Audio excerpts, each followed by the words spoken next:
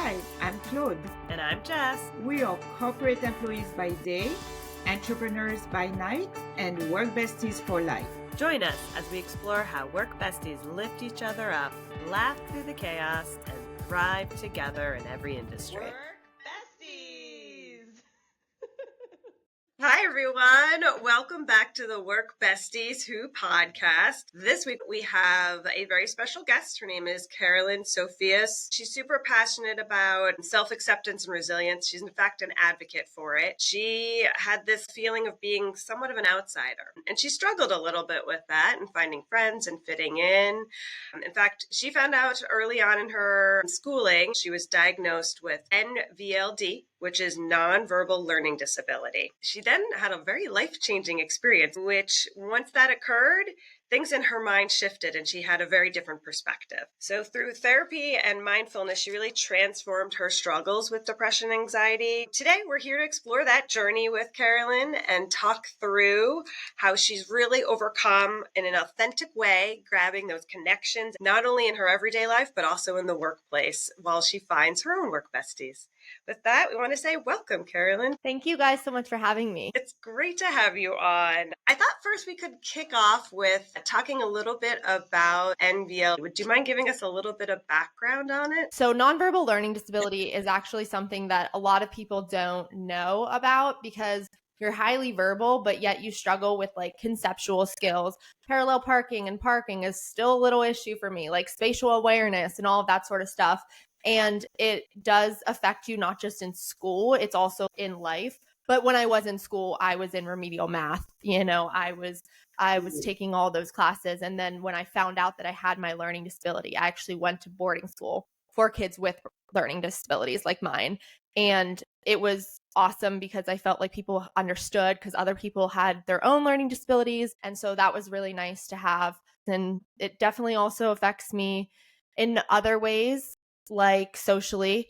And I didn't really realize that part until like a little bit later on because I found out when I was 16. I'm 27 now. So I'm so old. Wow. We will not say our age after you saying that. You guys don't look a day over 30. It's a lot of filters right now. I love that. But yeah, it definitely affected me a lot mentally as well, because unfortunately with nonverbal learning disability, you tend to kind of misread situations sometimes. And so your internalization is a lot different than most people. So for example, someone gets rejected by a guy and they're like, okay, whatever, move on. For me, it's like, okay, that's going to take me like 2 weeks to fully get over because your brain kind of processes it differently. But it's not to say that we don't understand social cues. It's just a little harder. So you process them in a different way. That makes sense. And when you were diagnosed, did that bring about any different feelings or ideas about what was going on? No, it really kind of made things worse for me at the time just because I was already experiencing anxiety and depression. And then finding out I had this on top of that, it was like a nightmare at first. It took me a while to really understand that this is a strength and not a weakness. I think that's beautiful, right? That you see this now as a strength and not a struggle. What was that moment when you realized that it was actually a strength? I really realized that it was a strength after my car accident that I was in 2020. Because I feel like everything shifted in my whole mind, body, and soul. Sounds crazy, but it was almost like I realized I was alive for a reason. I am me for a reason. Like there's a reason why I might care too much or want to help people, even if I'm not helping myself. And kind of figured out that, wait a second, you're also finding really what you're good at, and you're really good at writing. And with nonverbal learning disability, you still can do that. And so I think to me, that was really the big turning point, is understanding that I could still write a book with my learning disability. And once I realized that, I was like, it's okay. It's just who I am. And there are days where... Then you were flying. Once you realized that, that's it. You were flying. Yeah, exactly. So I just try to do my best with it. And sure, there's days where I'm a little upset about it because I'm certainly internalizing a situation. But at the end of the day, it's who I am, and it's why my family and friends love me. So I accept it for what it is. So you just said about your book. So what is the name of your book? So for the audience to, It's called Unbreakable, and Do you want to do you want to talk a little bit about the book? No, we would love to hear a little bit about it, a little peek behind the scenes. Don't give it all away, though. So basically, I was in a life-threatening car accident. It shifted my whole mind, my whole perspective of life. I realized it was my second chance at life. I wanted to help people. I struggled so silently for years with anxiety, depression, and self-harm, and I didn't want to struggle anymore, and I didn't want other people to struggle. And this car accident shifted everything. And it's not all about the car accident. Unbreakable is about becoming a better version of you and just understanding that living your life as authentically as you can is the only way you're going to actually be happy, because everyone puts on a facade. Well, not everyone, but I used to put on a facade, and I think that it's like something a lot of people do because they're afraid to really be who they truly are. And I think that that's what definitely hurts a lot of people, is because they're not living authentically them, and they're not living their life to really who they are to the fullest. And it's really about, being kind, accepting yourself for who you are. You don't have to go out and try to look like someone else. You can be you. You don't need to compare yourself, because comparison is the thief of joy. And really just understanding that, you can make it through these hard times. If I can make it through, you can make it. So you obviously had some life-changing experience by being in that car accident. Can you give us any examples of things that maybe you shifted more immediately versus maybe you shifted later on? Immediately, I've always been close to my family, but immediately after, it was I just wanted to be with my mom. I wanted to be with my dad. I mean, my sister unfortunately doesn't live at home, and I was living at home at this time, so I couldn't see her as often, but I just wanted to be with my family and very few close best friends. And I realized that my relationships with them were actually such a gift. And the fact that I still was able to be here and to be able to still, joke around and have my people still there, and, people in your corner. It's a really telling time where you can tell who's really there for you and who's not through a trauma. And I realized that greatly, and just that whole appreciation for life just shifted. It was something went like a switch or something. I really, I try to always explain it as it was kind of just that was the pivot, because from there, that's when I was I want to take this bad and I want to turn it into good. And it's turning around from the traumas and the hard times, and it's about overcoming it, and it's about getting out of it, and it's about what you do after that really matters. Yeah, I think the fact that you're able to know that what you went through was such a traumatic experience and still take the good from it is such a powerful message for people to hear, of all ages, right?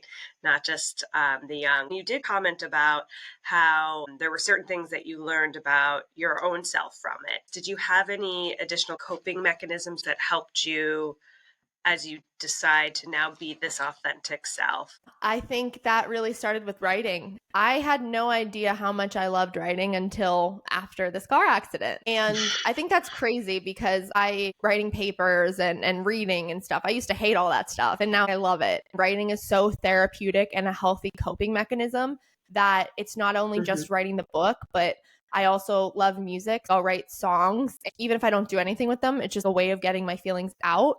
So realizing that writing my feelings was the way for me to deal with it was something I was surprised myself. That's really smart. Some things that they do recommend when you are going through any type of journey, traumatic or not, is journaling. Yeah. And I do think journaling, some are better than others at journaling. Let's be real, your book is amazing. I don't know that I could write a book, but I do find value in journaling. And I agree with you. It does help with the processing of emotions and giving yourself that time to just think through things, right? It's a nice coping mechanism. And sometimes as you're writing, your mind shifts and you become a little bit less angry or upset. Yeah, it's kind of weird how that happens. I love to just write down, turn it into a song or turn it into a blog post, whatever I can do to be we're going to not be feeling like this forever. And we're going to turn it around right now and write about it. Because for so many years, I was so afraid of my feelings and I was afraid to say how I truly was. With being authentically myself, I wasn't as vulnerable as I am now. And I was just afraid that people were going to judge me. But after the car accident, I kind of realized life is so short and we have to live every day to its fullest. And we have to be kind to everyone every day because you have no idea what anyone's going through. And really, it's just about supporting each other and building a better world because God knows we could use a lot of love now. Yes. So you bring up a really pertinent word there, support. That's something that work besties talk about a lot, and how work besties can support you through certain things, positive, negative, just being there. So while you've went through this journey, did you have any type of support system you were leaning on? Yeah, even today now, I have a very small, close group of my best friends, and I know those girls have me till the day I die, and I have them too.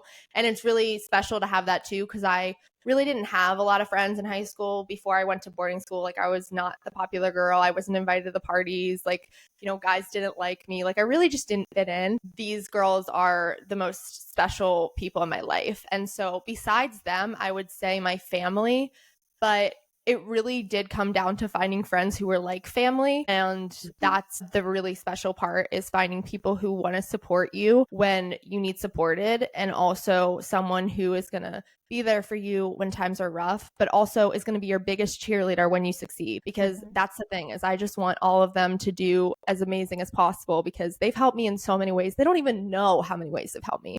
But, just to see myself in a different light and to be more positive and confident.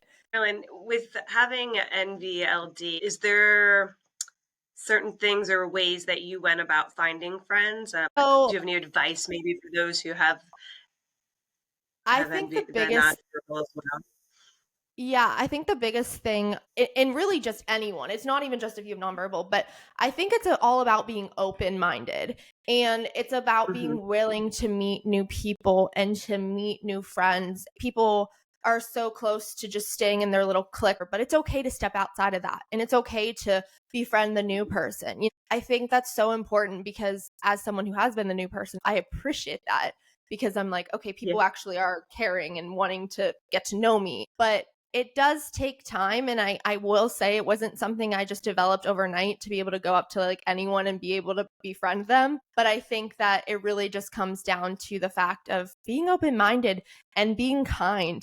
Just be kind. Give a compliment to someone, just something little, because people love to, hear like compliments. So then they can talk about themselves, be like, oh, where'd you get that? You know what I mean? You never know how you're going to like make connections. You really just have to be open to it no matter who you are. Yeah, I think that's something we talk about a lot too. Always be open-minded. You never know who will be your next work bestie, or just a bestie in general. Just because you can connect over so many different things. It could be as simple as a compliment to say like, "Oh, I love your green top," but you just never know. Thank you. Oh yeah, you're wearing green top. I don't know about this one. You guys are great. I bought that one first. I love that. It's amazing. But yeah, though, I think that's something that we love to hear and foster as well. It's so important every day to show up and not just be your authentic self, but to be kind, to remember that everybody else is going through things as well, and how can we continue to connect. I totally agree with that. So we've heard a lot of examples of your close friends. When it comes to workplace environments, do you have any work besties as well? Yes, I have an amazing friend. She has a 8-year-old daughter, and I am so thankful for that job because I met her. She's amazing and such a sweetheart. She's a single mom. She really is always putting her daughter first and is just showing up in ways for me and for her kids. And it's special that we both have that relationship, because we both are like, well, thank God we're out of there. So how long ago did you meet her at your workplace, and to really see that relationship that continues beyond? Because we see a lot of time it goes from colleague to friends to friendly co-worker and work besties, and then best friend. So how long did you meet her? So that was 5 years ago. It started where we both were miserable and we bonded over that and how we were going to get through this and stuff. The first time I really hung out with her outside of work was with her and her daughter. We went to the pumpkin patch because it was October. And I knew from that it was going to be a special relationship because she said to me, my daughter doesn't warm up to people that well. She might take a minute. And she loved me. And I absolutely love her daughter. She's the cutest thing ever. And it's just really special that I get to be a good role model now for her daughter, which is not something I really ever would have thought. But now it's kind of how I do think about things. I want to make sure I'm doing things that are like going to be a good role model for her. It makes me so happy. I have an 8-year-old daughter too, and I feel like Claude does a similar thing too, where she's always trying to reach out and connect with her as well. It's definitely a special bond. So continue to foster that. I can guarantee later in life, she's going to be so appreciative of that. Yeah. Definitely. So I kind of wanted to shift a little bit. Wanted to get an understanding from you because I know you go and speak to different audiences all across the U.S. What has been the most moving while you do that? It's really special every time you do it because there's usually one person who comes up to you when they say, this is so similar to my life. I feel heard. I had someone come up to me once and said, I tried to commit when I was 7. Thank you so much for this. And that one really, really broke my heart. I was like, oh my gosh. And she was only a couple years older now. And so I was like, wow. So there can really be something every time, which is why I love it, is because it's always something new and special. When people just say, I feel heard, I feel seen, I feel the same way, I don't feel like I fit in either. And just having kids be vulnerable with me, even boys, because a lot of, younger boys don't want to be vulnerable or talk. But I've had a couple come up to me and be like, thank you. Like, and I tell them, your feelings are something you can talk about. It's okay. You don't have to try to act like you're the star football player because everyone has mental health. It's okay to mention your feelings and talk about it. And it should be normalized with boys because everyone goes through stuff. That's just life. Definitely. I feel like it should be normalized just in general because there are, I think, still that little bit of differences that are out there where people don't feel like it's something you talk about. And I do think what you bring to work is your whole being, right? Everything that happens to you and your mental wellness is just as important as your physical wellness. So you do want to make sure people feel comfortable and have the space and the ability to understand and bring that to say, today's just a tough day. So I think that's so great that you're having those conversations at such a young age. The more we can help the younger generation, the more it just helps longer term for everybody. Yeah.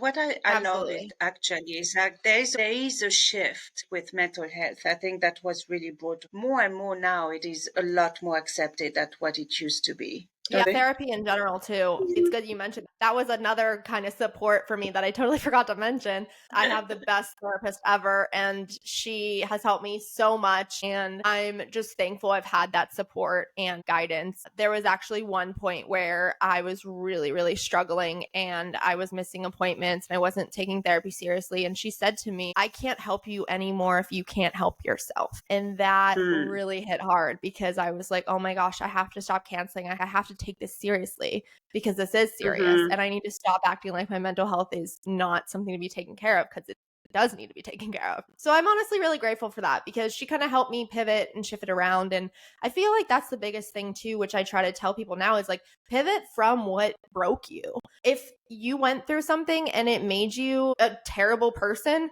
no.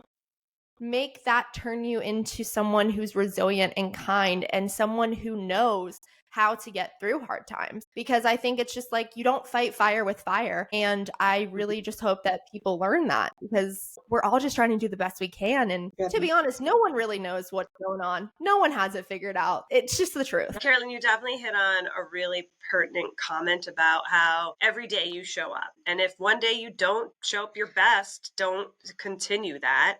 Turn and pivot, figure out how to be kind, resilient, bounce back from that, learn from that. And that's okay. Even if there's a number of days where you're not showing up your best, there's always an ability to pivot, which is a really important lesson for people to know and continue to be reminded. In addition to writing, we talked about therapy.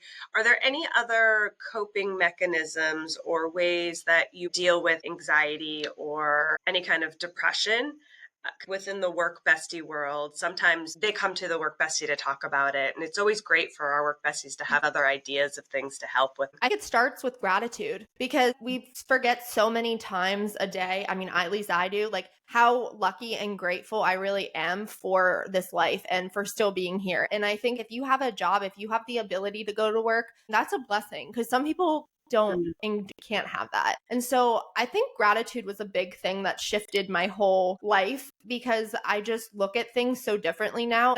I'm very content with what I have and who I have. And I think that that's so important to get to, because it's such a freeing place for your mind. And at that point, you won't let yourself be jealous or anything anymore of people, because you realize that you have all this, and the only way to attract more is literally by being grateful. And I think that's so important with work. It's just something that we don't talk about. So true. So I really love, and I think it hits through me, to always, like you say, be kind, be grateful. And I think that having that shift of positivity, and it's not as easy. I think it's very easy to always be negative. It's kind of the easy way out. But to really make an effort and see the positivity of it, be kind, makes such a big difference. And I love it. Yeah. Yeah. Yeah. So many people could learn that. I don't know that it's the easy way. It's just the way that most people go to, but it's not easy. I think to be always negative, that takes effort too. No, yes, but it's. But I agree. I think the reminder and the shift is so pertinent. The shift is it's a hard. I'm sure that you cannot shift from one day to another. It's like it's really doing those coping mechanisms, Carolyn Sophia, you're saying. So I hear you. It's karma. What you put out there is what you get back. So the more positivity you put out there, exactly, the more you get back. Carolyn, we've talked a lot about your journey. What are you thinking about for the future? What are your hopes, whether personally, professionally, as you continue on your journey? I really hope I can have a platform, because I want to use a platform for good.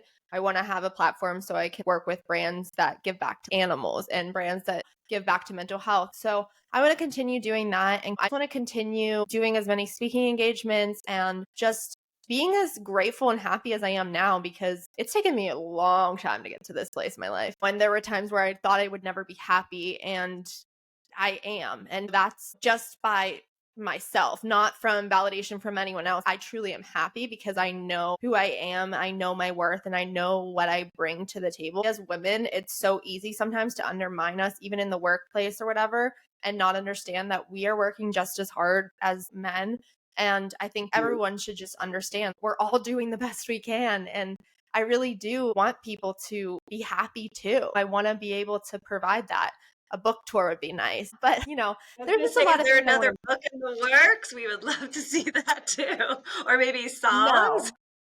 No, not right now. Songs, maybe. Songs I'm kind of working with my one friend's friend, so we'll see if I can get some. I have one song out right now. It's a ballad. I'm gonna try to do more at some point too. You'll have to send us that. Yes, I didn't know that. That's amazing. It's called Hold On and Stay. And I wrote it when the pandemic started and when a lot of people were really depressed. And I just wanted to have a good song people could relate back to, because music really has helped me a lot too in my own healing journey. And I think that if you can find a song that you relate to, I hope it can help you just see that you have to stay another day. You're consistently amazing. You're just a wonder. Wow. I have one last question. So those maybe that are struggling with those feelings of inadequacy or isolation, what kind of advice would you give them? Number one is to literally stop giving a shit, excuse my French, about what people think of you and about what people are going to say about you. Because the second you can let that go and you can say, okay, you know what? Well, I have my people in my corner, and that's all you need. Who cares what the outside, everything else is just noise, Another one I would say too is make sure that you're being honest with yourself. If you need help, if you need to go to therapy, if you need to have a mental break, whatever it is, you have to take care of your mental health first and foremost. because that is just as important as your physical health. And I think that a lot of people sometimes fail to realize that. It's very easy when you're working all the time to get caught up in that, but also at the same time, like, people deserve a chance to just have time off and to not be go, go, go all the time. So that's really the biggest one. But really, more than anything, it's just understanding that you have so much more ahead than you actually realize. Keep being kind and gracious and work hard, because at the end of the day, you have to know your worth and understand you are unbreakable. You are unbreakable. I love that. Carolyn, all I see from you is positivity, kindness, resilience, and it's an inspiration. At one point you said it, you just hope to move one person. I know you're going to move tons of people. Yeah, you moved us. And this episode was definitely uplifting. Thank you for what you're doing and for continuing to share this message. Mental health is important. You're putting the right spin on it and ways for people to feel really confident, comfortable in themselves. And to give the support to those out there is incredible, you know? And to see that you have such a tight-knit support group with your besties is fantastic too. Yeah. They can pop up anywhere, so just be kind. But once you find your besties, keep them for life. I love that. That's a perfect way to end. Keep your work besties for life. Thank you very much. Remember, whether you're swapping snacks in the break room, rescuing each other from endless meetings, or just sending that perfectly timed meme, having a work bestie is like having your own personal hype squad. So keep lifting each other up, laughing through the chaos, and of course, thriving. Until next time, stay positive, stay productive, and don't forget to keep supporting each other.